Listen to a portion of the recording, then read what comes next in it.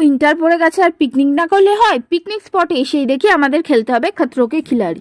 Finally আমরা খতরোকে খিলাড়ি খেলে পৌঁছে গেলাম পিকনিক স্পটে। এসেই দেখি চিকেন রান্না হচ্ছে। আর চিকেন কষা কি করে ছাড়া যায় বলো? ভাগে পাই পড়ে না পাই, চিকেন কষা খেতেই হবে।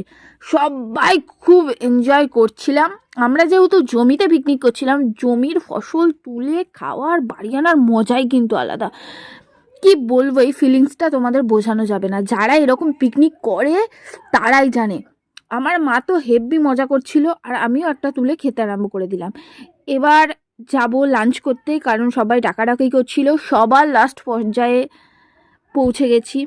ওই যে সবাই খেতে বসে গেছে, আর আমার মাসি সবসময় লেট, এনার গাড়ি সবসময় লেট করে, পুরো লেটুস যাকে বলে, এখন এসে পৌঁছাচ্ছে। এই যে দুপুরের লাঞ্চ সাদামাটা ছিল, পালং শাকের তরকারি, মাংস আর ভাত।